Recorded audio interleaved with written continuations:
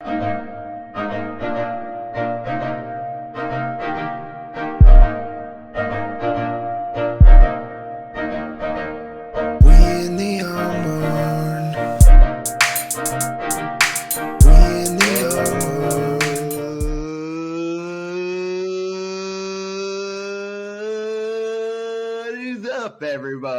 welcome to this week's episode of the On Barn podcast. Hopefully nobody in my apartment complex isn't up yet. Hopefully everybody's up and at 'em because I literally just yelled that. Got a bunch of, honestly, this was kind of a busy weekend in sports, but just like not in major sports. Like, not like the top cream of the crop of the I'm just throwing my phone on sleep here. What's up, y'all? Thanks for listening to this week's episode of the Arm Barn podcast. If you like G Fuel or would like to try the official drink of esports, use the code TheArmBarn at gfuel.com today. For my caffeine people, there's going to be some awesome products like the energy tubs and the energy cans. And then for my no caffeine people, there's also going to be some great products for hydration. So check that out today at gfuel.com and use the code TheArmBarn. Okay, boom. But yeah, so like there was honestly a lot going on. Honestly, you brought a couple of things to my attention before we fired this up that happened that I didn't even know was going on. Honestly, I was too busy, focused on Easter, focused on what we had going on there to even realize some of this was going on. I have one thing that you didn't mention before the show too, but kind of just starting it up, you mentioned it, which I think is sick just because I feel like we've known, I feel like Quinnipiac is a school that everybody from Floral Park applies to and goes to. But yeah, shout out to Quinnipiac for beating Minnesota in overtime. You were saying 10 seconds in. 10 seconds in. 10 seconds. Oh, so it's like a golden goal at the end? Yeah, basically. So, they do like an overtime period. So it was sick, dude. They dropped the puck. Quinnipiac immediately got control, drove it right down, boom, scored the goal, and it was nuts. It was wild. The video is pretty sick. Dang, I'll have to pull that up. I'm gonna have to check that out. But that's sick. Yeah, I know a bunch of people. Honestly, probably I want to say Chris Yackle. I don't know if you remember Chris Yackle. He was like a big I'm pretty sure he went to Quinnipiac, or at least his sister did or something. A bunch of people. And I know he's a big hockey guy, so I'm sure he was pumped about that. So that's pretty cool. I bet you a lot of guys from where we grew up are pumped about that Quinnipiac University dub. Is that their first natty? First natty. Cool. I mean, they were a high seed, so they were good. I knew they were playing. I think because they played Michigan, I'm pretty sure in the semi, and they were the 2 seed. And I don't even know. Michigan might have been either. I don't know if Michigan was a 1 seed or Michigan was a 3 seed or something. I'm not sure either, but. Yeah, no, Quinnipiac was like a 2 seed, so they're obviously really good. But that's awesome that they put it together and they won their first title. That's actually really, really cool. So shout out to them again. But all right, moving on let's go here first. I was gonna go right to the UFC fight results, but this you didn't bring up in the beginning. The Masters. I don't know if you watched it at all or checked it out at all. I know you're not a big golf guy at all. Honestly, I don't watch like I don't really follow the PGA Tour too much. I'm more of like a highlights guy. And I watch a lot of that. But the Masters I'll watch. We were watching it over at Easter yesterday. They had to play I forget, maybe like 7-8 holes Sunday morning. Because of the trees. And then come back, because of the rain and not because of the trees, but because of the rain and the weather. It was crazy. I know, like I said, I know you didn't watch it, but they played in like the range of weather that they played in was crazy. Thursday they played in like 80 plus degrees and it was like hot. Then it was like 70, low 70s. Then all of a sudden they were playing in like 40s. And then it was like kind of just like progressively getting a little bit warmer after that. So they were, it was crazy. It was like going from hot to cold, rainy. But yeah, they had to play a bunch of holes yesterday. The one major storyline, and I don't know how major Koepka, it is, but I know I heard choking. Yeah, so again. Not even, but like for me, so here's the one thing I'll give him. So he's been playing a lot better as of late, especially like in major, because he went on that run obviously where he was playing really good, and then it's kind of, I feel like it's been a while for him. I think it's in like a major for him to win a major. It's been a little bit, but the pace of play. Like, I don't know if you heard or saw any clips on this. There's going to be he said it right away in his press conference. They asked him about it. John Rahm, and this isn't on John Rahm. I'm not saying it's a knock because John Rahm had to play in those 100%. Conditions too. It's not like it's on him. But John Rahm, Koepka said, went to the bathroom 7 times and they didn't have to wait for Rahm. So he went to the bathroom, came back, and they were not even close to teeing up on the next tee yet. So Koepka, what does Koepka do? Koepka plays fast. So Koepka's not a guy who's going to measure up every shot by staring at it for 20 seconds and things like that. So yeah, that's going to be a major thing. I think it was Cantlay. I know you don't know these names. I don't even know these names either, but the group in front of him, he was literally basically calling them out and basically saying that these guys were taking forever and he was pissed. Yeah, because he was waiting behind them all the time. Maybe they need a shot clock then too in the PGA. That's what maybe that's what I'm saying. And or just a better, I know it was tough because of the weather and how they set it up and stuff. I'm sure maybe it was not normal how they normally do it.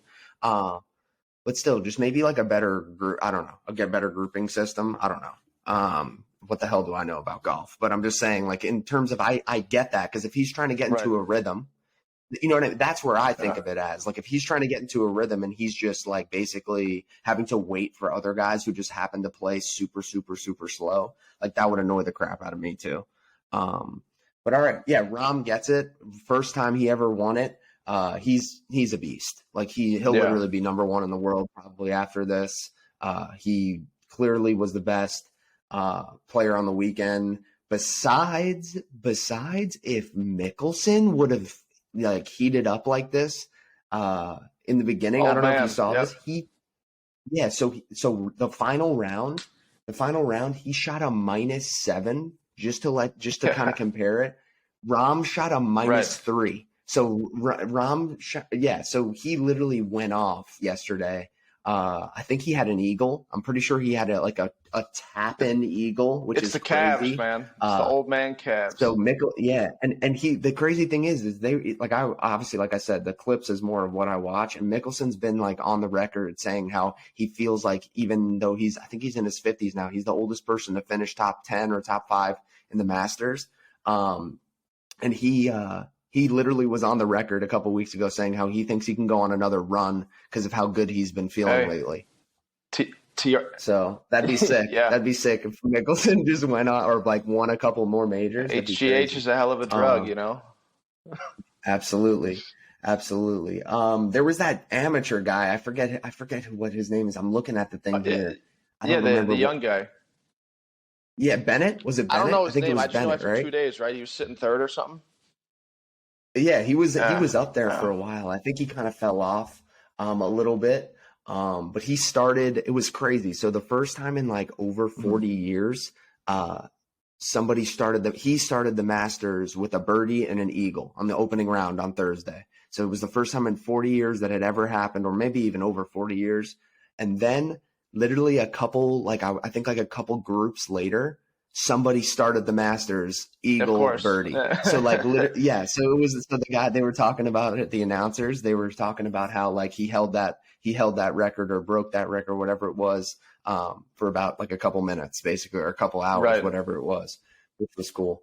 But yeah, other than that, Rahm, I kind of wanted Koepka to win. I'm not gonna lie, I wanted him to keep it up and hold it out for him. After watching the documentary and stuff, I don't know if you checked that out at all, but he seems like just a cool guy, down to earth guy. I watched a little bit of the documentary. I'm only 2 episodes in, I think, but he does. And what I like about him too is he actually feels like a real athlete.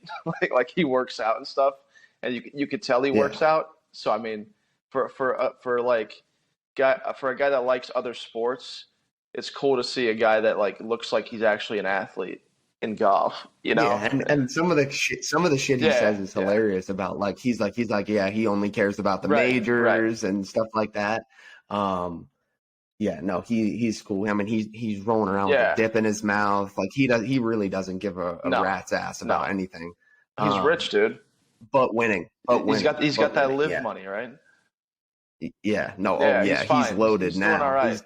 He's definitely loaded now. But all right, enough of golf. Golf, the Masters is cool. I didn't know. Just a quick tidbit. I didn't know you can't buy. I saw this. You can't buy Masters apparel or Masters stuff anywhere but the No, Masters. I didn't know that either. So you think like the specific Okay. year. I want to say that's That probably it. I'm makes sure if you sense. go online, you could find From the something like yeah, the yeah. Masters.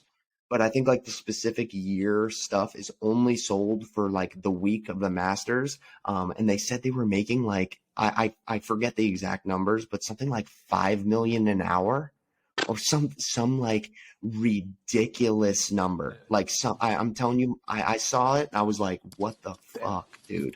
So because they do that for the reason. So the demand is so high. So like it's literally just a never ending train of people Yeah, they running probably through didn't run there. out of gear too, like at the World Baseball Classic. So No. MLB, Yeah, take no. notes. For I real. mean, Actually, yeah, for real. Cause like that's essentially like that's what that kind of feel is. It's like that once a 100%. year, but in this case, once every 4 years. It's like that hype Yep. that you want that 20, what would have been in our case, Yeah. 2023 World Yep. Baseball Classic. Like you want that stuff. Yeah, they didn't No. take advantage at all. 5 mil an hour. 5 Yeah. mil an hour. It could have been 8. I feel like I might have Yeah. lowballed it. The TikTok I saw might Yeah. have said 8, and it was like a PGA Tour verified Right. TikTok. It wasn't like it was just some Yeah. Joe Schmo saying this number. All right, moving on to we're just going to talk. Do you got anything on not main card fights from the Saturday? Rob Font knockout too was pretty wild.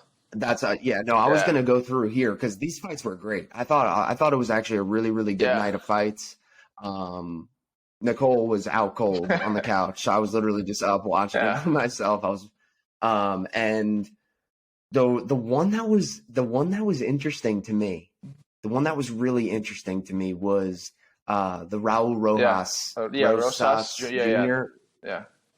And Christian Rodriguez.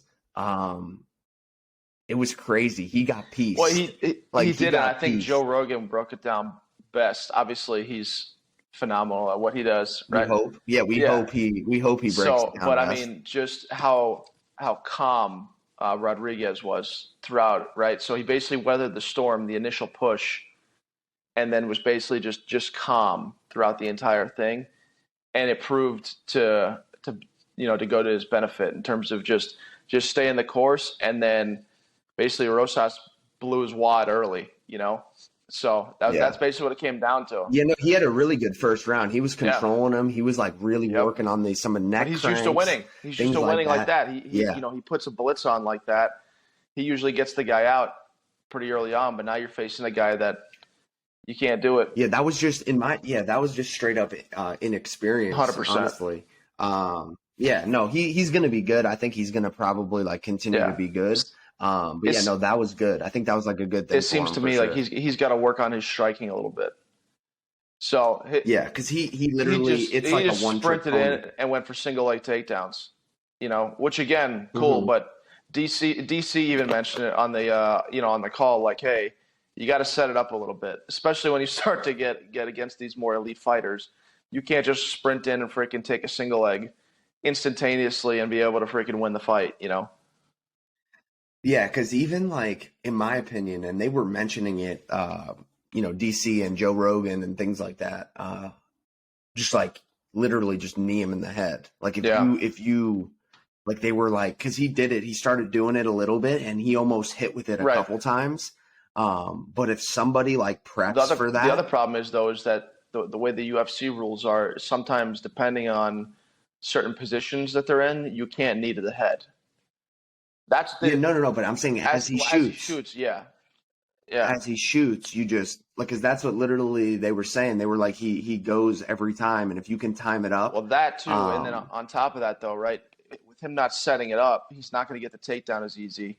Which then he's got to burn through his gas tank significantly more, which showed, right. He did get him down, but it took him a But minute. that guy just was. And then rounds that guy 2 was and 3, comfy. right? His gas tank's completely burnt. So, which he'll learn. Yeah. He'll learn. He's young. Yeah, I'm curious to see. I'm curious to see if he ever becomes like a champ or anything. I'm kind of curious to see if he can do that. Holland fight was entertaining. His are always entertaining for the most part. Yeah. Yeah, he what the heck was he like?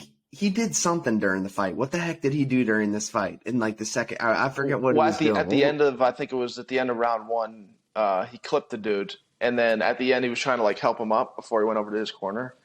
Yeah, so he was doing that. Yeah. He was helping him up. But yeah, no, that was he pieced him up. Yeah, right? he got the knockout. I'm pretty sure. Yeah, it was a knockout. Yeah, no, he did for sure.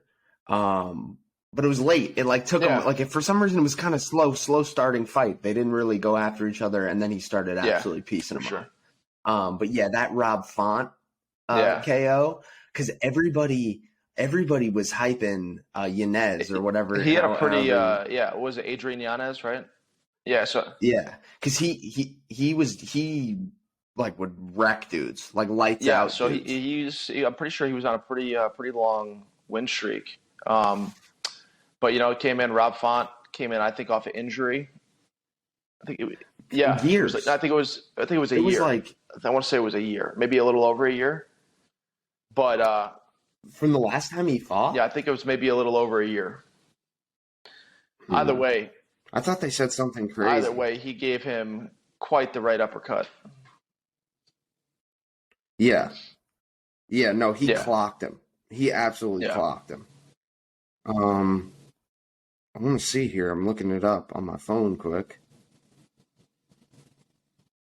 I forget what they said. Yeah, I think it was a little over a year. So I don't know why I thought it was like crazier because I thought it was like 3 years or something because of like COVID or something. No, he had a broken orbital, I believe. So he was just out for like a while, like he just took a year? Yeah, because I think for his orbital to fully heal and then maybe some other stuff, I don't know, but. And also, I mean, if you're going to get punched in the face for a living, you kind of need your face to be, you can't just like push through that. Because you can't go into a fight with any sort of little fractures in an orbital, So. Yeah. Can we, I understand why they did this, okay? But like, Gilbert Burns and Jorge Masvidal, I felt like it was like literally a little disrespectful that they had it as a co-main event. Well, it was in Miami. That's why.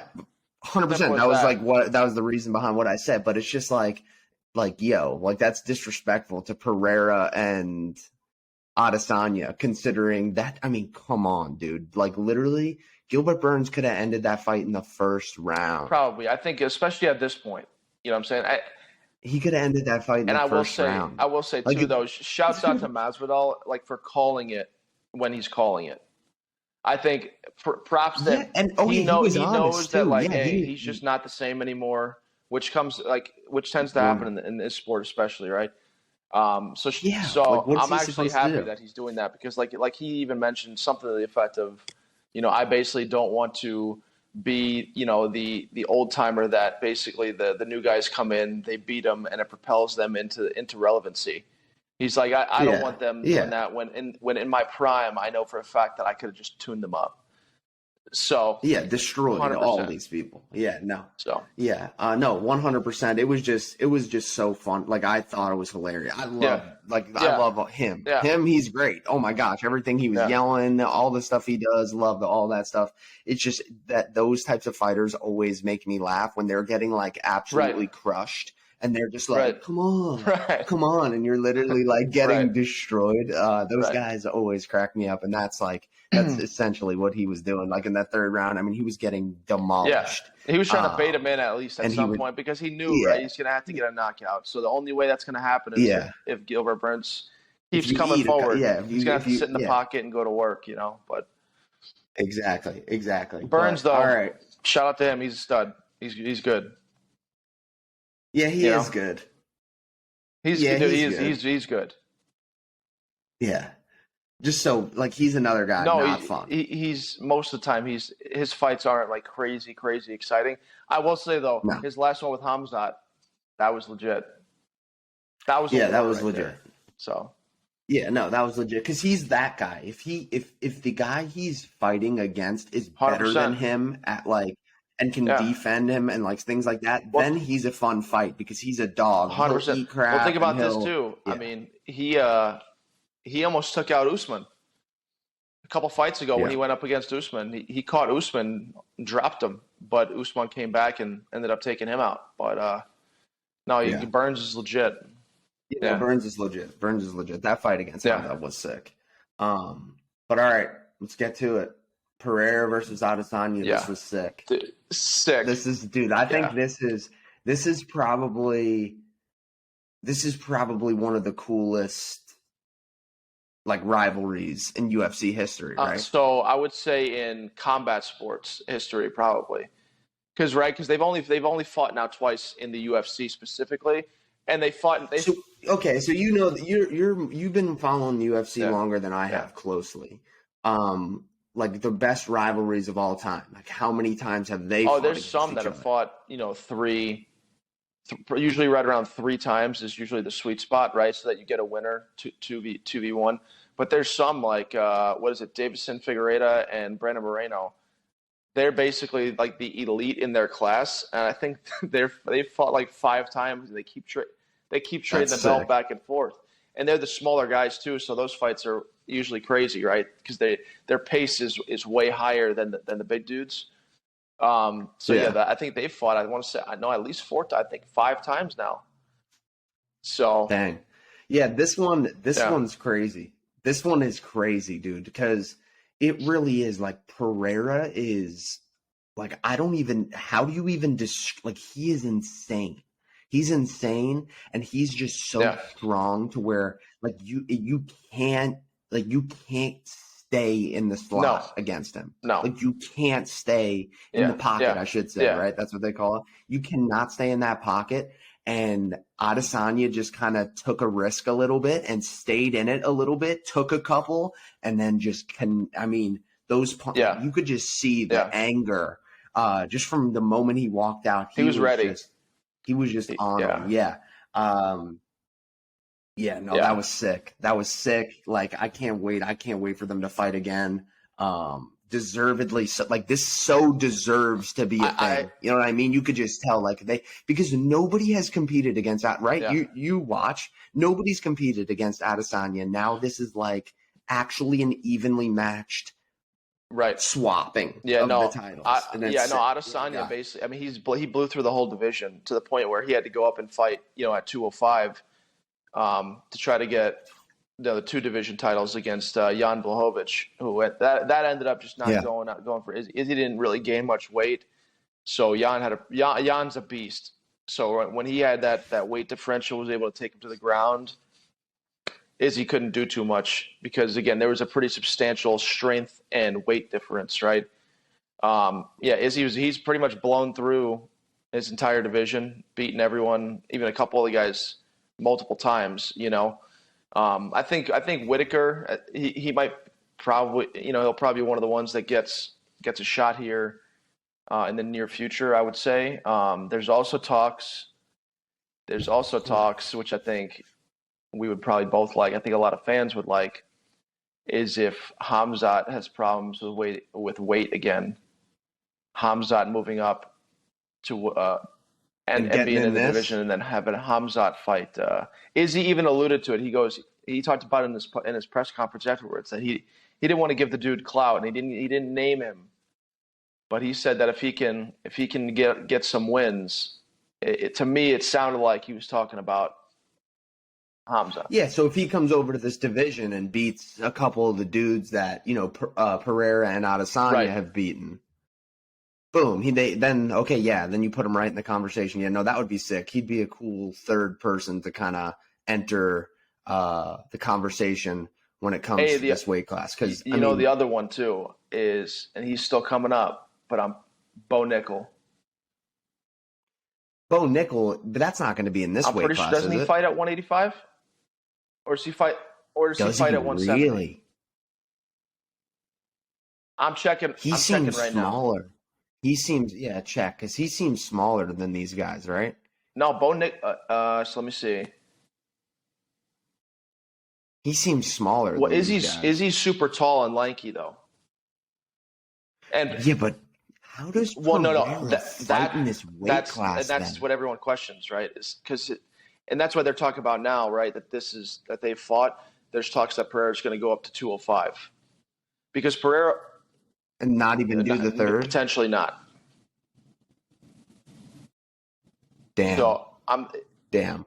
I think I honestly, I'm not even kidding you. I'm kind of thinking about it because that Adesanya moved up one weight class and fought that guy. What's his name again? Jan Blachowicz. Yeah, I think Pereira's beaten Jan Blachowicz. Because I think Pereira can hold weight and he can defend. Yes, Pereira is naturally a significantly bigger guy. Yeah. So. Yeah, I personally think Blachowicz would probably have a problem because I mean, Izzy did pretty good striking wise. Like he's still Izzy is never going to be outstruck, with the exception of Pereira. That's pretty much what it comes down to. And in this fight, even showed though, and honestly, the other fights even show that probably Izzy, in terms of his creativity and his overall striking, is probably better. Yeah, volume. No, but I'm saying like in good volume, not like bad show. Yeah, good volume. Like even technique. I mean, Izzy finds all the shots. He finds all the little areas consistently, right? But the thing with Pereira is that if he touches you, you go to sleep. So you're dead. You're literally dead. Yeah. I'm not even kidding you. I think if Pereira punched me in the face, I would be dead. Right. Like I think I would actually be dead. I could not believe. Like, I can't believe that it's like literally Izzy has to just pick and choose the couple that and know when he's going to eat a couple to open it up to where he can roll into it or whatever he does. Because if your face is moving the slightest bit forward as his fist is hitting your face, right, you're dead. You're literally dead. You're dead. We've seen that. I mean, it's crazy. That guy's punches insane. Are nuts. I mean, straight up insane. What he did to Strickland, I mean, he basically knocked him into another freaking universe. Yeah. So, and I did verify. Hey, so Bo Nickel, he fights at 185. So Holy now again, shit. he's only 4 fights into his mixed martial arts career, but the dude won 3 national titles at Penn State in wrestling. He's already proven with his hands that he can freaking knock people out.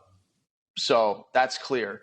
He still has some work to do. All right. I think Hamzat, if anything, would move up, and I think probably he's gonna Bo Nickel's gonna have to win a couple more fights because, dude, based on what we saw from his last fight, if he were to even improve from this fight and then go in against Adesanya, I don't think that's going well. No, because again, right, like Joe Rogan talks about all the time, all these fights, they start on the feet. So the striking is you have to have at least relevant striking to be able to then get people to the ground.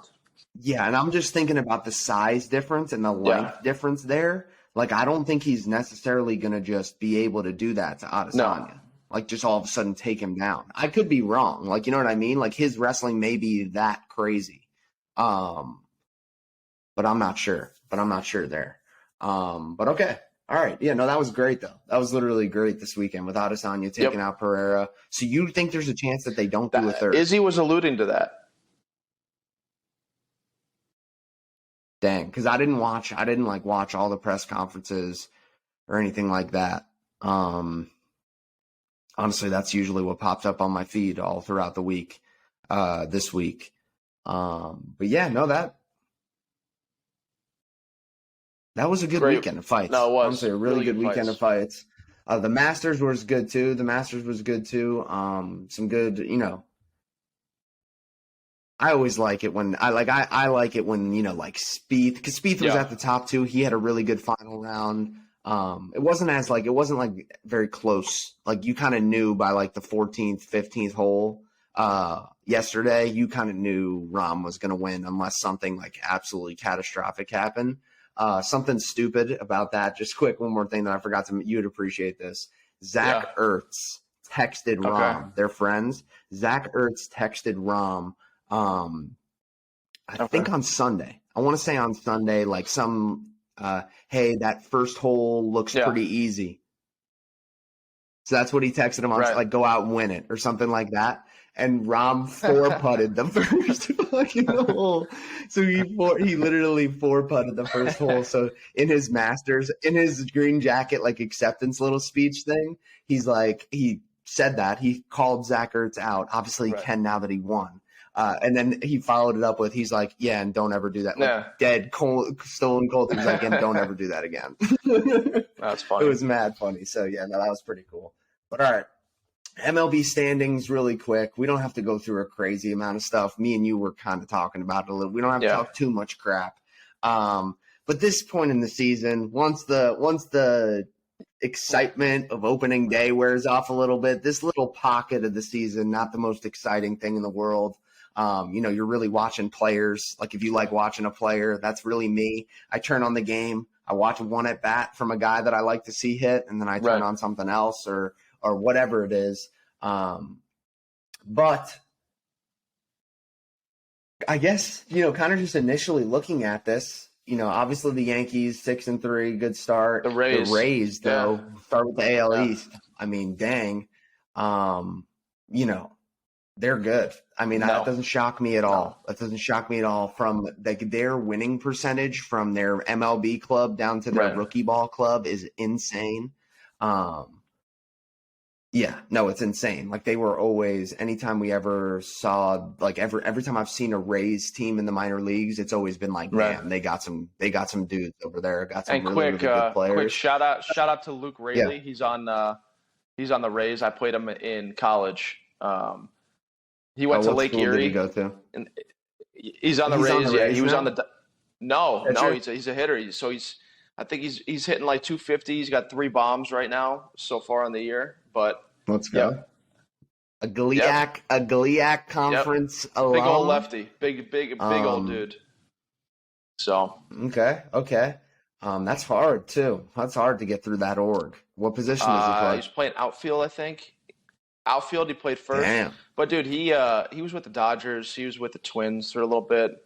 Yeah, but now he's with them, and he's actually getting some decent playing time to start the year, and gotcha. Got 3 bombs. Gotcha. Yeah, that makes sense. Then. Gotcha. Yeah, the Blue Jays. I mean, the AL East. Everybody's not playing bad. I mean, the Orioles are 4-5, and that's probably because they had to play somebody from the AL East. So, right? Yeah. Attention high school baseball players, parents of high school players, and coaches of high school baseball. The Baseball Factory has a national showcase tour in all 50 states. These national showcases serve as a qualifier for Baseball Factory events. To get 10% off these national showcases, go to baseballfactory.com and use code CoachCalandra10. But the schedule is a little bit more balanced. Didn't they do that this year? I think so. Where, right? Like I don't listen. I don't really follow that kind of stuff, but I'm pretty sure that is a true statement that they switched up the schedule to where it's not so regional based. Right. It's not so your division based. So yeah, a lot of more teams are going to be playing like a little bit more of an even schedule. So I think that benefits a team like the Orioles, and obviously a division like the AL East as well. Something I'm just looking at here, the Central is so boring. But one thing that I guess I have been watching a little bit more of is White Sox baseball, and just like, I don't know if you've seen anything on them. Their pitching, oh my it's good, God. Okay. Oh my God, dude. Like, because they love it. Her and her mom, and they're like White Sox fans. Yeah. They'll turn on every game. They'll have it on. Kind of similar to how Dad was with the Mets growing up. And I mean, every time I turn it on, it'll be like the 4th inning, and it'll be like 10-8 or like 8-1, or like I'm talking, they are giving up runs. I don't know. I wonder if I can click here to see if they have like their team pitching stats, because they're probably brutal. Okay, here we go. Team pitching stats. Okay, so maybe their fielding isn't too good either. But their ERA, their team ERA is a 6.80 right now. That's tied that's 28. Not even the worst. That's not even the worst.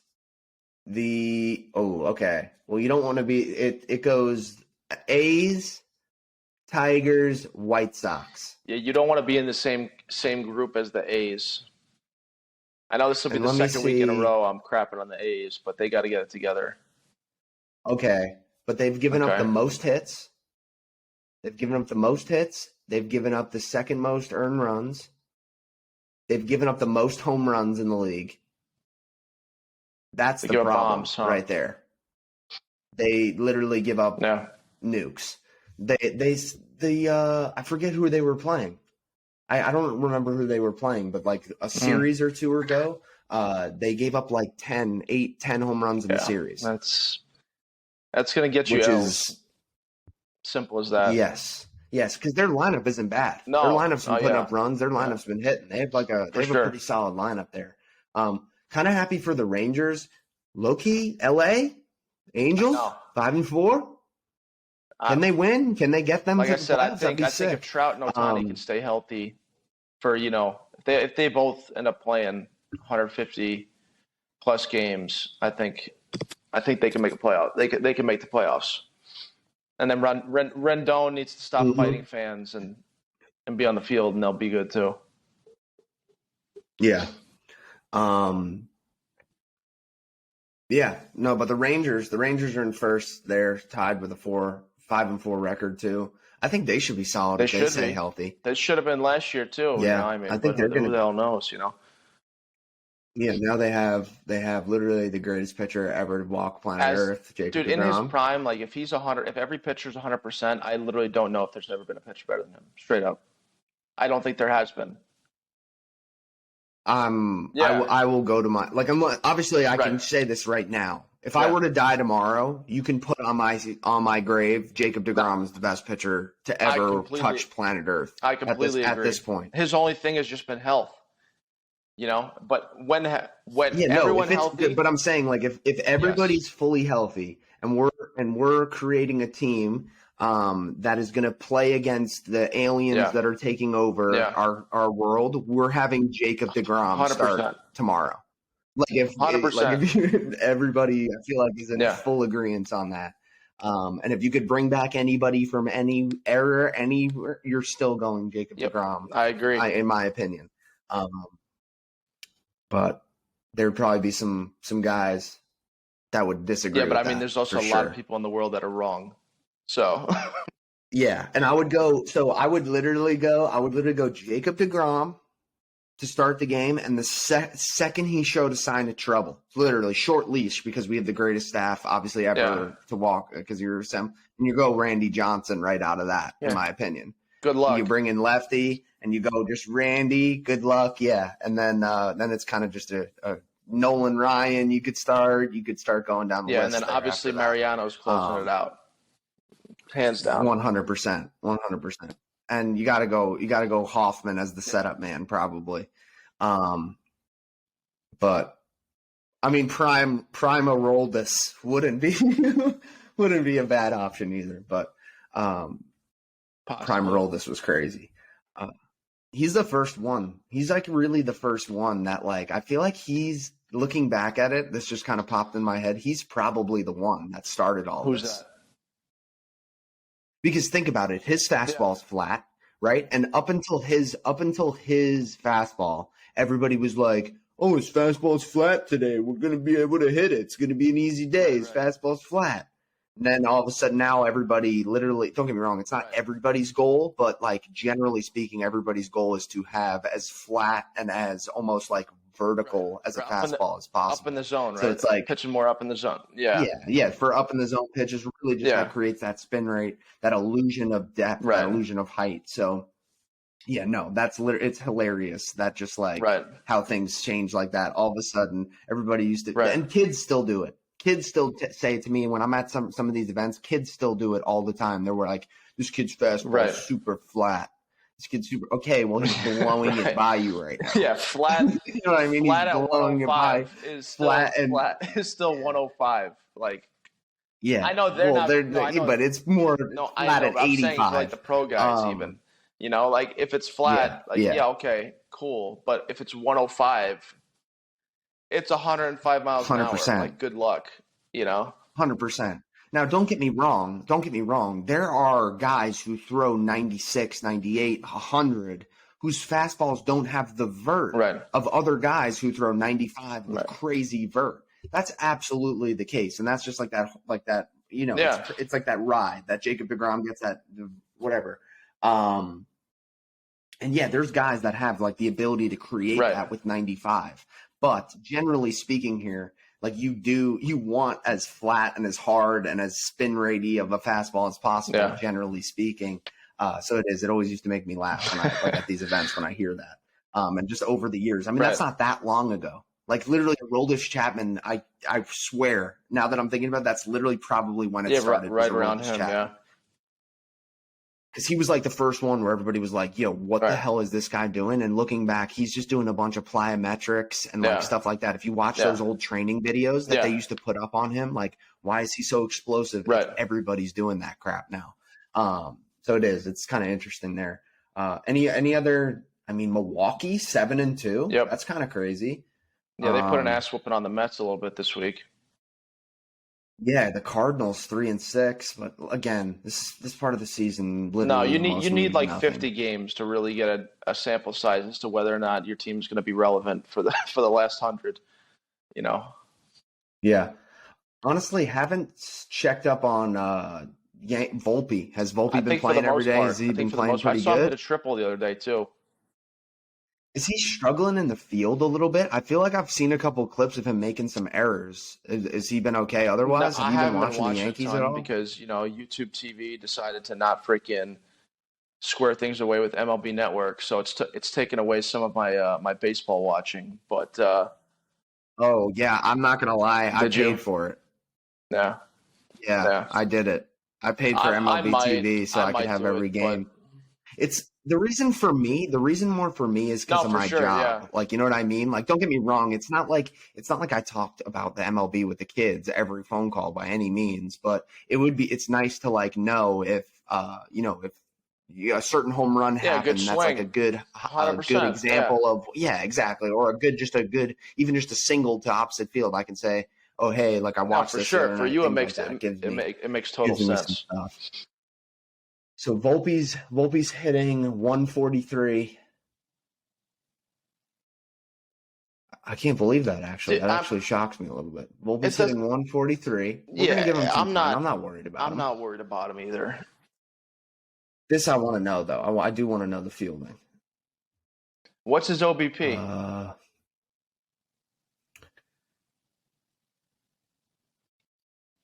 Where do they... His OPS is only 250. So he's struggling offensively. Yes. Okay, here we go.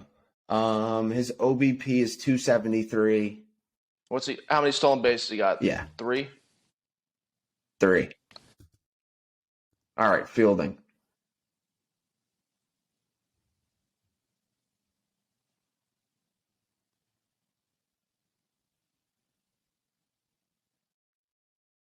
Okay, so on here it says he has no errors.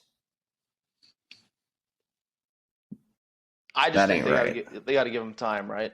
Like the team.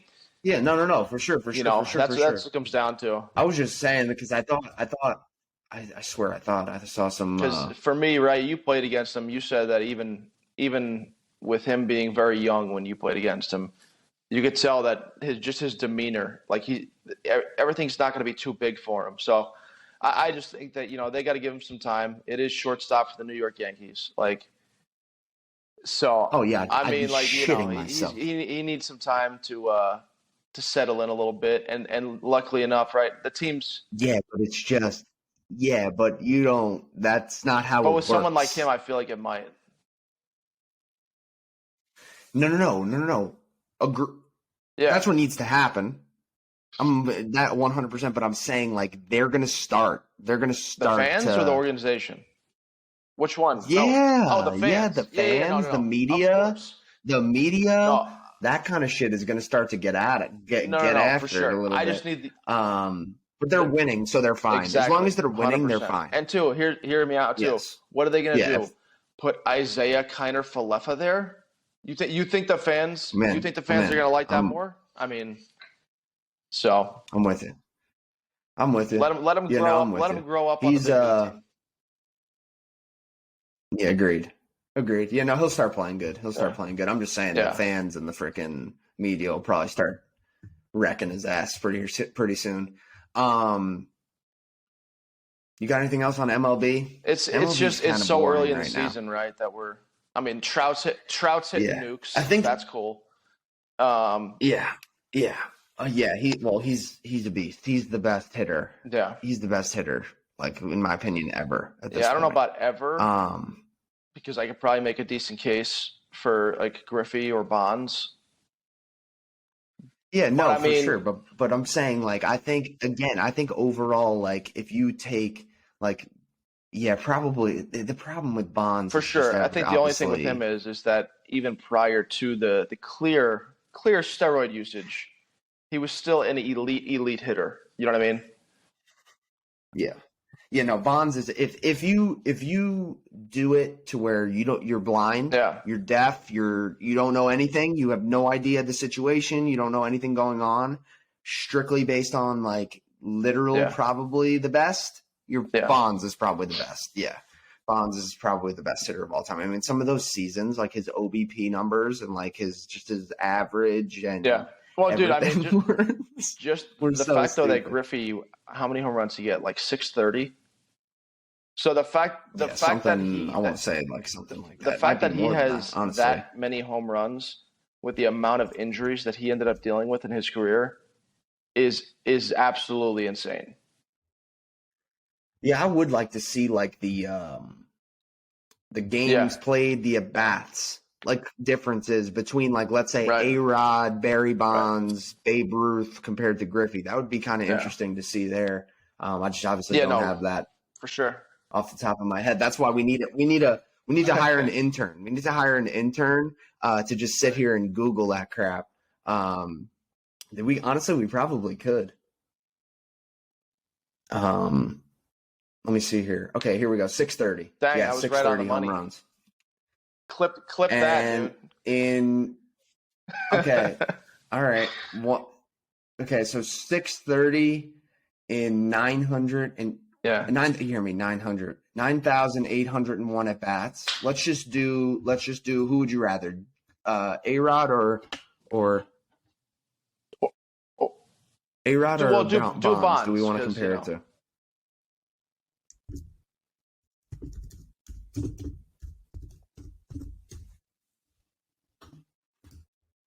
So we said 630 and what? 9,800?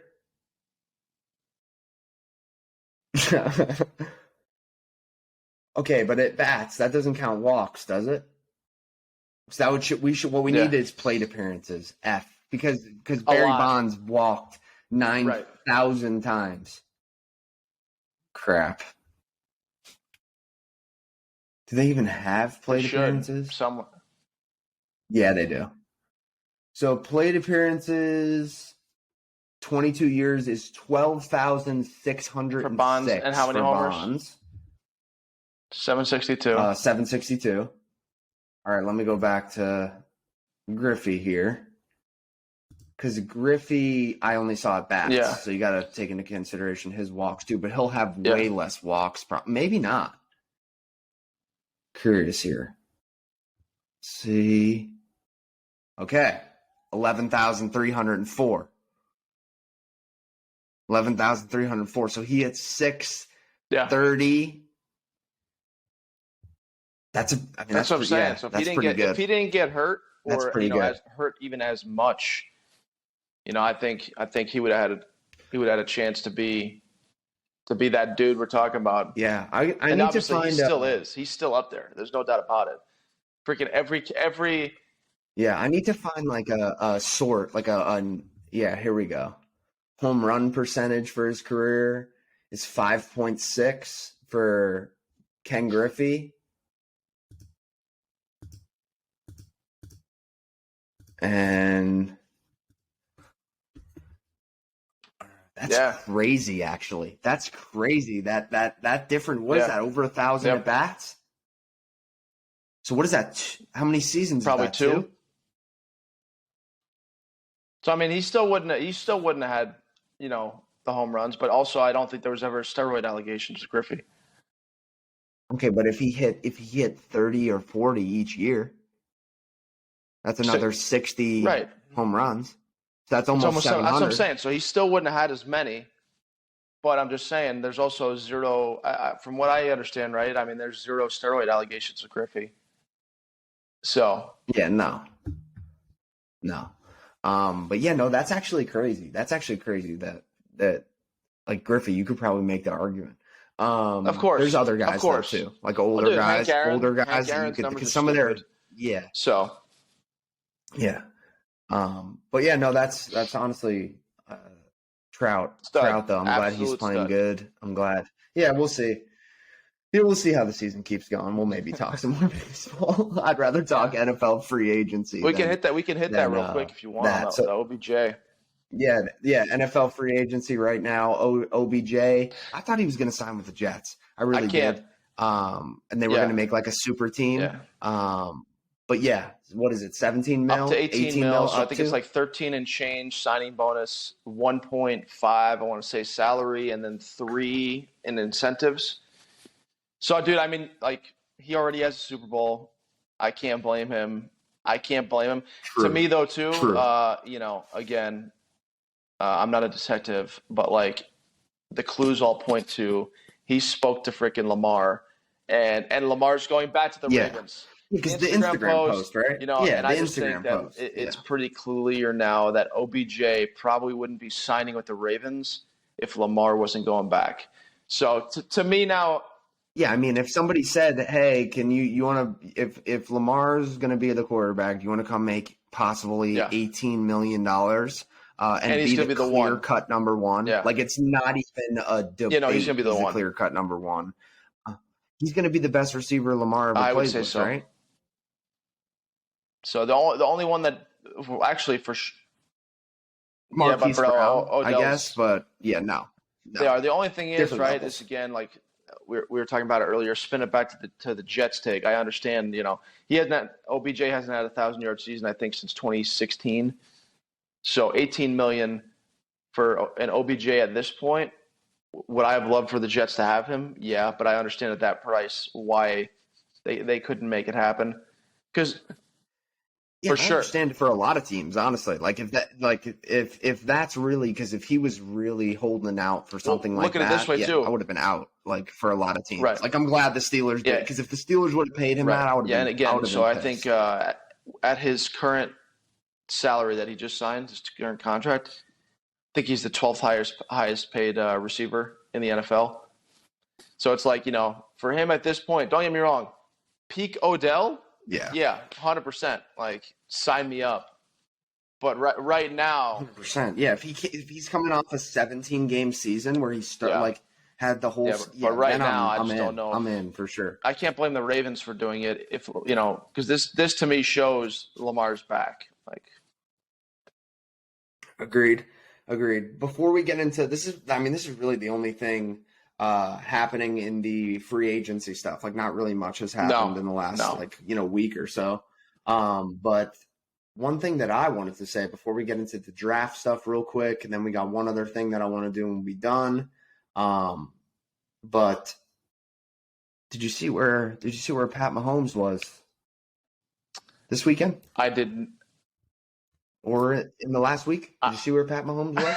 This is going to piss you off. I hope you know that. I did not. This is going to piss everybody off. But listen, I'm not stirring the pot. I'm simply just reporting. Yeah, that's what we do here on the On Barn Podcast. We just report. Yeah. We just report what we see. Where was he at? But Pat Mahomes was in, I believe, don't quote me on the city, but the state, I know for sure. He was in a little place called Dallas, Texas, or Austin, or Texas just in general. Might have been somewhere in Texas. But the thing, and you can type in this right into Google, and you'll see it. It was 1 hour ago. There was a article, even maybe, I want to say maybe 24 hours ago. There's an article. And he happened to be throwing to a certain receiver. Just happened to be. In Texas, thrown to a certain receiver named Justin Ross. Here we go. Okay, everybody, we're talking about who Dabo Sweeney, who Nick, not a fan of, who Dabo Sweeney says is going to go down as the greatest undrafted free agent Cringe. in NFL history. Cringe, dude. No, Dabo. How is Dabo's this cringe? Dabo and all his comments no, that are is so cringe. cringe, That is dude. cringe. Yeah.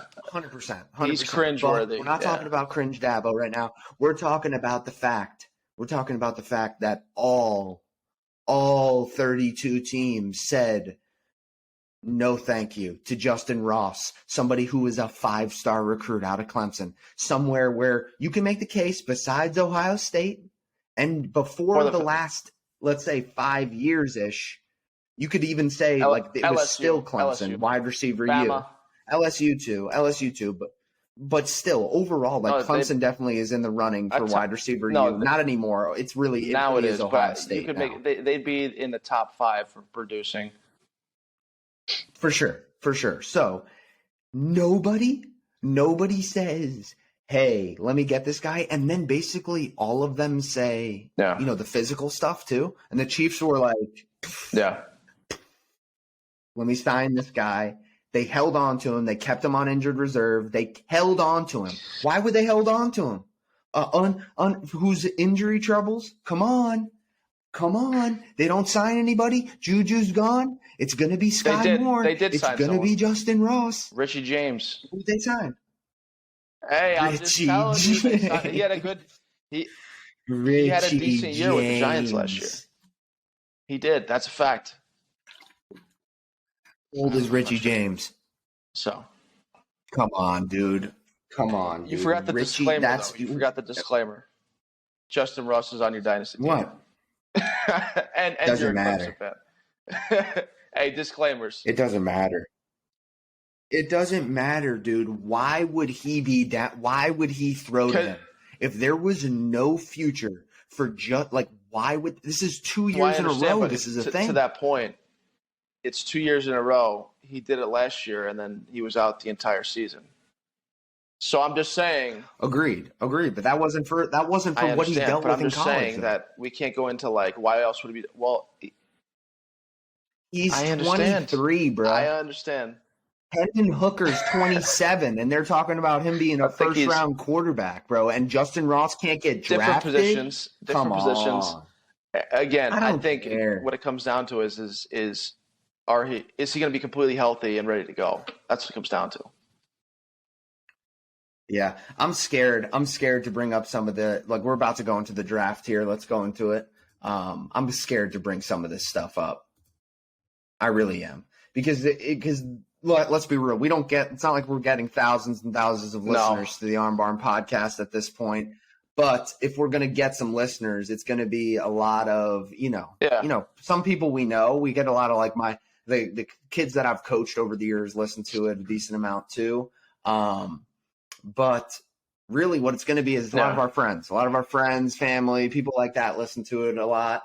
And so the people in our dang fantasy leagues, they would be the ones to listen to this. So giving them an advantage of knowing the players we like. But you know what that also does? This gives us an opportunity to display some strategy of our own. Maybe I'll talk about a guy and I'll hype him up I'll say I think he's the greatest player ever to walk planet Earth, and then they can listen to the episode, and then he'll end up sucking, and I'll never draft him. So I can get Kincaid it's all in the mental back end warfare. of the second round. That's what it is. Exactly. I'm thinking about. I already told you, but I'm thinking about even just even getting out of my spot. I've only got 2.7. Getting out of there. Some deals I made last year, and then some deals that I made this year to get it back into the 2.7, but dude, I'm sitting on a couple guys, but I mean, if the right offer comes around, we can't. I don't like talking too much right now, just because, and I've said this to you already, because I remember from last year. This is only our second year of a dynasty draft like this, but just talking about the NFL draft in general, a very, very obvious. This is obviously not some insider great statement here, but obviously where they go is a huge indicator to how early they're going to have production, how early their opportunity is going to come. So that's where I thrive, is kind of seeing that out in from a fantasy perspective. But in terms of just the NFL draft overall, that's huge. Just for getting an opportunity, like I said. So that's definitely going to be one we talk about this more. But there are a couple guys that I like really, really like. Anybody in terms of, and listen, none of us, we can talk about this pretty freely because I don't think there's any big reveal here. But is there any QBs that like you really like? And do you think I'm starting to think Carolina might go Bryce Young now? I know I'm being this typical. I'm being this difficult person, just falling insane for all of this. But like, what do you actually like? What do you got? What do you think they're? What I think they're gonna do at one. If I was a betting man right now, I would say they're gonna go C.J. Stroud.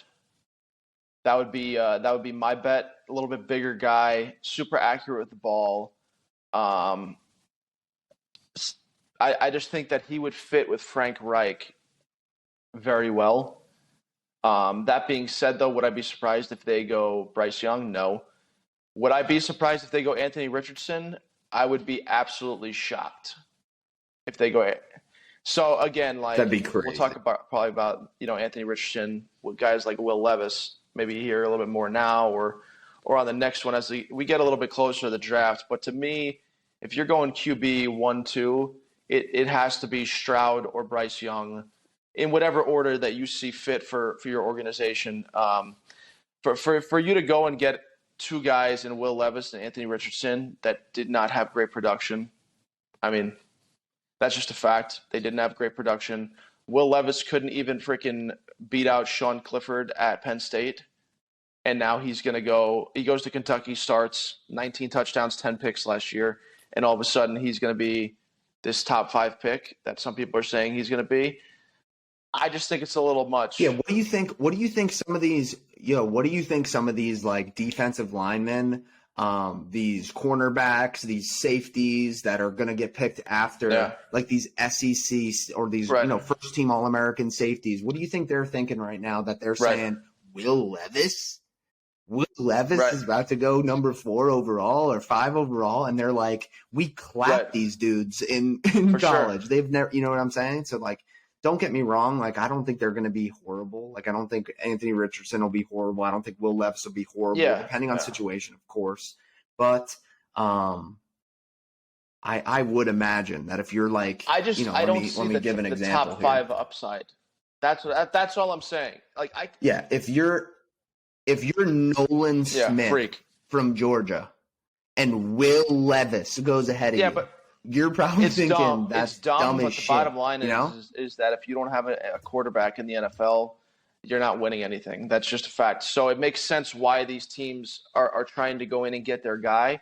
What I don't understand is why they think certain guys are going to be their guy. That's what I don't get. Yeah, and my thing is, right, do you think, and maybe this is it, who knows, but do you think Brock Purdy has, like, forever changed this shit? Because think about it. Like, my thing is if you told NFL teams, if you told the Carolina Panthers that last year they could have gotten Brock Purdy in the 2nd, 3rd, 4th, 5th, 6th round. Yeah. 7th, no, but that's what I'm saying. Do you think they say yes? The only caveat to that, in my opinion, is that pretty much every quarterback that has played with the 49ers with Shanahan as head coach, it has had levels of success. Again, they haven't been the levels of success of what Brock Purdy did on his run, but like you've had freaking C.J. Beathard step in for a game and freaking throw 3 touchdowns. So like, to an extent. Agreed, but still, if you're asking the NFL owners, though, are you taking Brock Purdy in the 2nd round? Yeah. Like, if you did a redraft, of that year, when is Brock Purdy gone? With the way he played, he might go in the 1st round. Goddamn. Yeah. That's what I'm saying, dude. So it's like that's I think a little bit of a short-term effect of that, because it used to be like, think about last year. Hype. One quarterback back end of the 1st round. Yeah. Another quarterback in the 3rd, right? Like, or those were the quarterbacks. Or when did Ritter went? I want to say he went in the 3rd, I think. Yeah. Okay, so still exactly. So here, that's what I'm saying. So it's kind of weird. I don't know what the heck's going to happen. I'm curious to see if Will Levis, especially Will Levis, like, he is the guy that I don't know if he actually is going to go inside the top 10. Richardson, because of the freakish stuff and because of the crazy stuff, I can still see him going super high. But I'm really curious. I'm curious to see what happens there because I think it's super interesting. Like, same thing with Hendon Hooker. But the thing with him is that at least he freaking produced big numbers. So, like, in the SEC. No, that's what I'm saying. Does Hendon Hooker go ahead of Will Levis? I don't think he'll go ahead of Will Levis. Because, like, I personally think if I'm don't get me wrong, I wouldn't actually do this. But if I'm the Colts, I'd rather go with freaking Hendon Hooker than Will Levis, just based on, like, okay, we have a guy. He's a little bit older. We know what he can do. He's produced. He's had success. Let's do this. But I don't know. I'm curious to see what they have. You think like Stetson Bennett and all them go later on as well? Like later on? Stetson Bennett will get taken. I mean, if he just doesn't get, arrested anymore this offseason, he'll get taken. He had a good pro day, and at the combine, watching him throw with the other quote unquote big guys, like, dude, he can throw with them. So, yeah. They're saying Clayton Tune is a guy. I've been, obviously I follow the Steelers. They're saying Clayton Tune. They may take them like they may take him a little bit later as a late round guy. So I'm curious to see if they do that. That'll end up being probably pretty irrelevant. I think Pickett's going to be your guy for a little bit. Yeah. So. I think so too. I think he's going to have a good year. We'll definitely get into more of that stuff as we go. But all right, let's go into running backs really quick. Who do you like? Give me one or two guys. Bijan would be the easy answer, right? Of course. Like, to me, I do think Jahmyr Gibbs is going to be good. A lot of people have him as the number 2 guy. Situational based, of course. But if I had to go a little bit outside there, I think looking at a guy like Tank Bigsby out of Auburn. To me, right, huge freshman year. His next 2 years, not as big. I think that is probably more of a case of Auburn as a program going down rather than him all of a sudden, not knowing how to play football. So I think Tank Bigsby's a guy that probably will get taken a little bit higher. And then I do think, too, a lot of teams, there's a lot of buzz around Roschon Johnson right now. So he obviously was behind Bijan at Texas, but in the times that he did have to play, he did produce. So I know a lot of teams are looking at him that he could potentially be that 3-down running back in the NFL that a lot of teams look for. So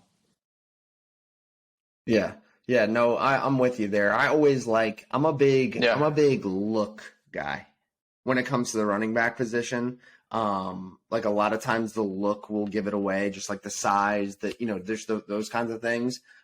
So hopefully nobody, and again, this could change. So I'm not really that nervous about saying this because depending on the team he goes to, things like that, I really just like the look of Tajay Spears.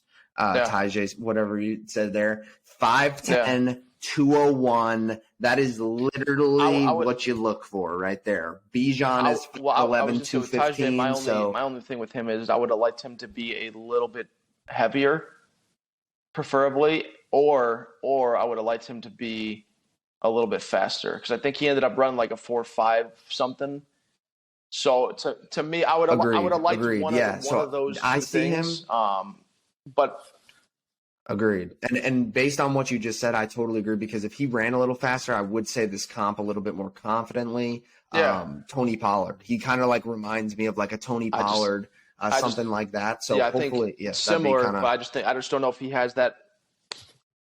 Pollard runs like a 4.2. Well, at least we've seen him run fast as hell on an NFL field, and outrun dudes. So I just think there's a little bit of a speed gap there. Roschon, if you want to comp though, dude, all right, let's go to Roschon. Go ahead. Like a DeMarco Murray. It reminds me of a DeMarco Murray. That's what. Yeah, that would be sick. And I personally think it's going to start to go to where, like second and this is shit I don't want to say, but I think it's going to start to go to where like second and third round running backs and fantasy wise. Well, yeah, because with running back fantasy wise, I think more than any position, if we're deviating to fantasy, running back is extremely dependent on where you end up.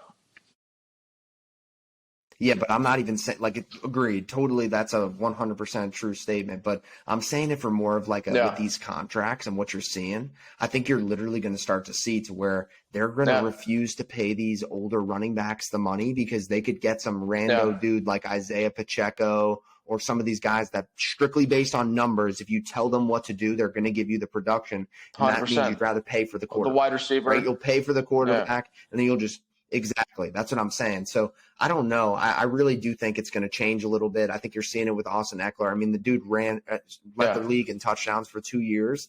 And they're not going to extend him. They're not going to give him a 2-year deal. What the hell? So, yeah, no, I'm curious there. But, all right. Wide receivers. I mean, the easy answer is Jackson Smith and Jigba for me. So, yeah, I wish CBS here had a little bit more. So they don't have that many. They only have I don't even know how many here. But to me go ahead. is the guy.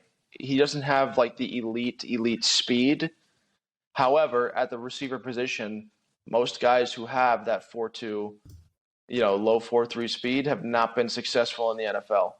So what's elite about Jackson is his separation is otherworldly, to be quite honest. I mean, Stroud was able to get him the ball consistently when he'd be getting separation of 5 yards on freaking top guys. I mean, his separation is just my gosh. I mean, it's out of control. So for me, when I'm looking for an NFL guy, it's someone who can create that separation, which is very hard to do in the NFL. And I don't think Jackson Smith and Jigba is going to have a problem doing that right out the gate. Yeah, is he similar in size to Amon-Ra? Because they kind of remind me a little bit of each other. Is Amon-Ra St. Brown? So yeah. So I could definitely see that there. Obviously, I think this is situational based, but if he goes to the right spot, I think Jalen Hyatt could be an absolute weapon. So I'm curious to see where he goes based on there. But my guy that I like, that I hope falls to me in my spot, is Marvin Mims. I really like Mims a lot. He has some really oddly really good grades. For his example, his rating is almost an 81, which is projected to a long-term starter in the NFL. I actually really like some of those projection things that they do for some of that stuff. And also he ran a 4.38, which that's very fast. That's pretty fast. Yeah, fast as shit. I have Marvin Mims as somebody that's pretty big time on my board. I would even trade up to get him. But hopefully you don't take him at your spot now that I just said that. He's definitely on my board already prior to you mentioning him. He is for sure. No shit. So I'm not gonna but I'm just saying could always work something out anyway. But yeah, no, that's who I got as my receiver there. I like him a lot. There's one other guy. Why is his name slipping my mind? It's because he's not on this board here, but we'll get into some more draft stuff as it gets closer. But let's go on to the tight ends really quick. Who do you like a tight end? If we're talking just more of a receiver tight end, big fan Dalton Kincaid, no brainer. I do think people are sleeping on Michael Mayer though, so I'm gonna go with Michael Mayer here because Michael Mayer, since he stepped foot at Notre Dame, has just been an absolute beast. You don't get the baby Gronk nickname without being a beast. So I think a lot of people are sleeping on Michael Mayer. I'm not saying he's not baby Gronk, but I'm just saying you don't get that nickname without being a beast. He's not baby Gronk because smooth is baby Gronk, and the only forever thing I'll will say be is baby Gronk. I don't think it's really a hot take. Michael Mayer blocks significantly better than Pat Freiermuth. No, and this is my point. If you watch Gronkowski block, Gronk pummels people. Yeah. Michael Mayer, he pummels people. And, dude, he was a legit receiver. He's a legit receiver. So I think while Kincaid's getting a lot of hype right now and some of the other tight ends are getting hype as being a big class, people are sleeping on Michael Mayer, and I do think you're going to see him be the first guy taken at the tight end position. Nice. Yeah, I hope everybody goes super high with I hope the top 6 ranked tight ends go super high, all go in the first round. So everybody in our dynasty league can take them. And then I laugh at everybody when Zach Kuntz is the best tight end in this fucking draft because, dude, that dude is a freak. Oh my gosh, dude. Literally, like everybody was talking about Darnell Washington Which he as is. as a freak. Yeah. Oh my gosh, no. I really, really good. I think he's gonna be good too. But Kuntz just casually just being 6'8". What did he freaking run? What did he run here? I gotta have his I don't think it has it here. Doesn't have it here.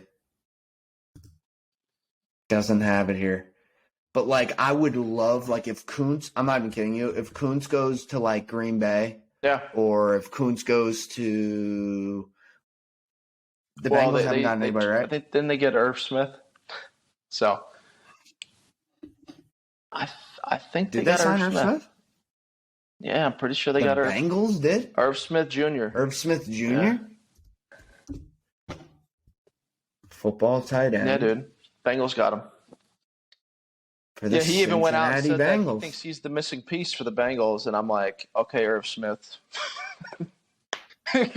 Good one, guy. Yeah, they don't need you. No, he's probably going to get replaced in the draft. That's just going to happen. But he'll be a tight end. He'll be a tight end too. Yeah. Honestly, he'll be. No, he he's might fine. He'll be okay. But I love the confidence, but buddy, you're not the missing piece for the Bengals. Hate to. This would be hilarious. If we come back to this. If we come back to this at Super Bowl, heading into Super Bowl Sunday for the win. That would be cool. I really hope that happens now. So Irv Smith, do that because that would make me very, very happy if you did that.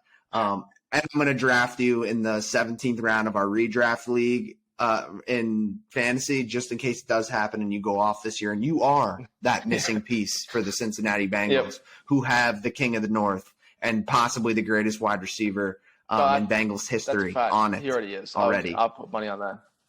They do, but they have some good guys though. No. He's got to do some work. What I'm saying is, I don't think it's Ochocinco. crazy to be like, hey, Jamar's going to be the dude. Yeah, he's going to be. Yeah, no, easily. So yeah, looking forward to this. Is going to be I'm going to bring this up a lot just to annoy you. The Irv Smith, I hope he has a week 1. The fantasy world explodes, or just the football. Yeah, he'll probably be on the IR. 3 touchdowns. I hope not, Irv Smith. I hope not. I don't want any injuries on you, but I'm just saying. But that's how it's been going. Yeah. All right, we're freaking going for a while here. Hour 16. This is good. All right, last thing. Got anything else on anything? We'll do more in-depth draft stuff coming up here soon because we got a bunch to talk about with that. But we could probably do a whole show on it, to be quite honest. All right, I'm kind of excited about this.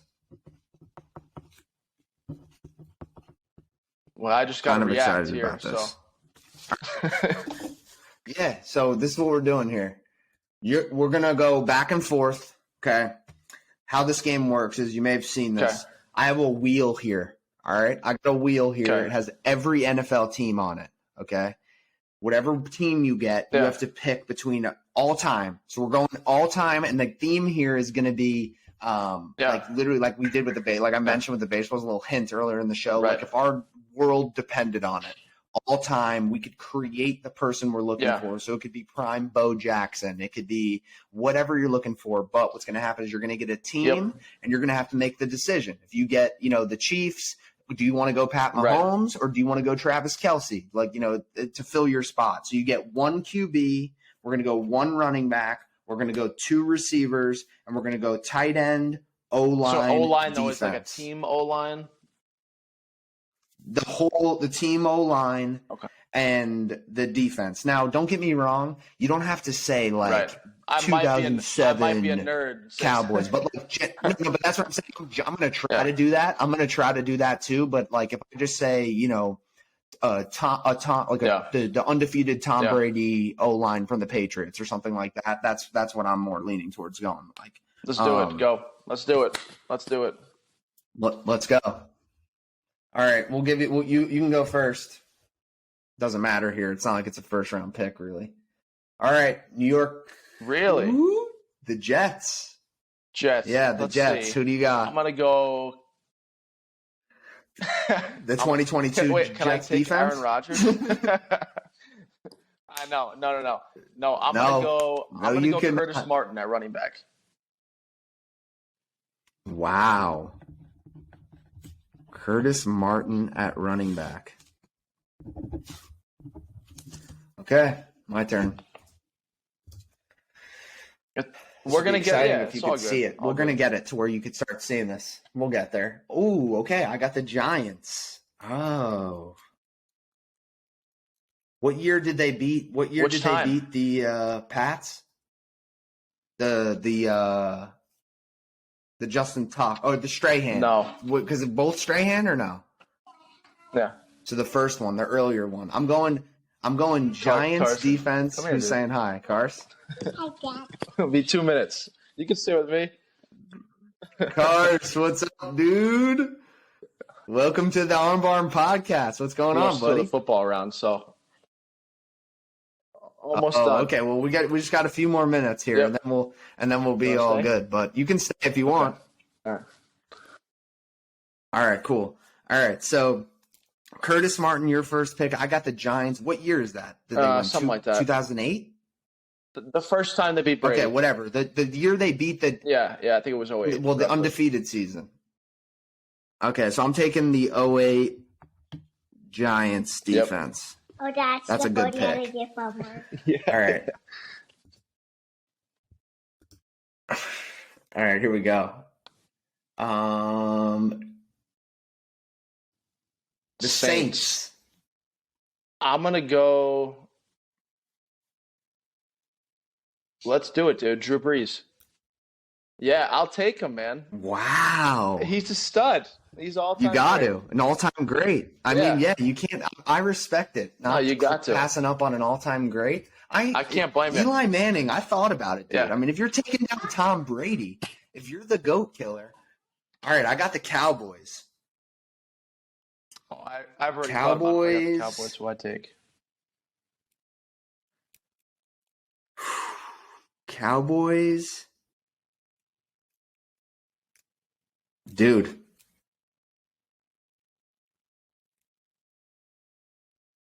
The Cowboys? that's what I think I'm going O-line. Yep. I'm going the I DeMarco agree. Murray That's season exactly O-line. what I was thinking. All right.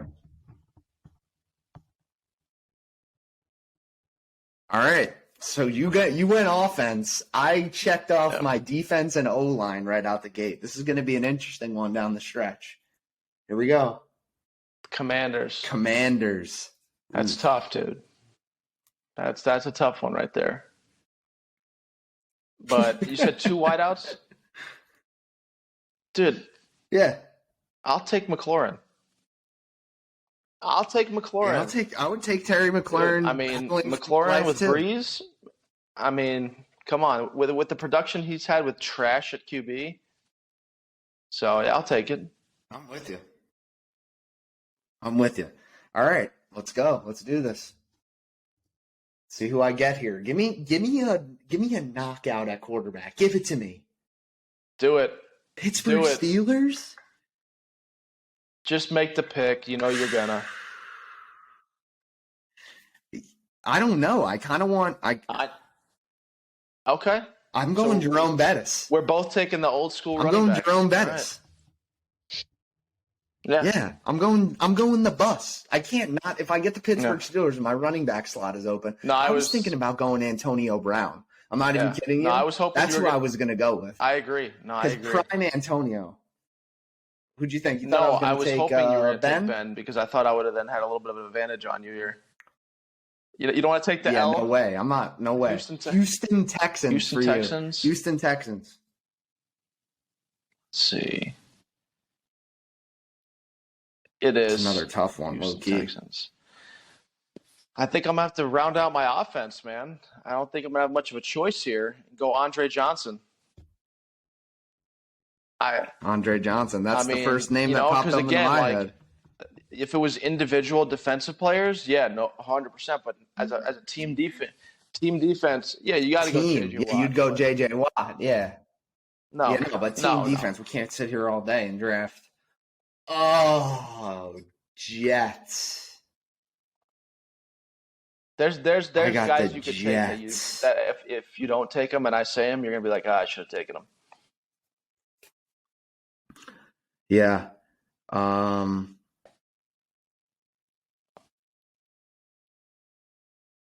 Jets receivers. Oh, I'm gonna go. Did Jeremy Shockey play for the Jets? Yeah. Just the Giants?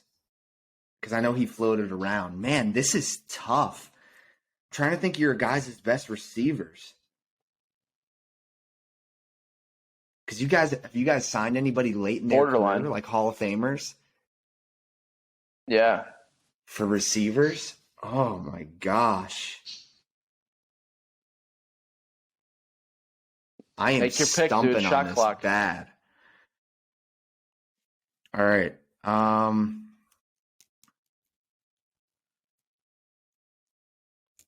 gonna go shout out here and RIP Demaryius Thomas. Is he a Hall of Famer, you think? I don't know. He's had big years. You missed out, though, on like Brandon Marshall. That's what I was thinking. Brandon Marshall, yeah. Demaryius Thomas, Brandon Marshall. I'm not sure, but Brandon Marshall with the Jets had big time here. I gotcha. Okay.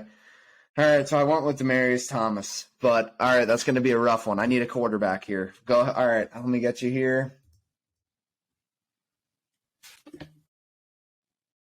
Colts. That ain't bad. I'll take is that right? What do I have? Tight end off.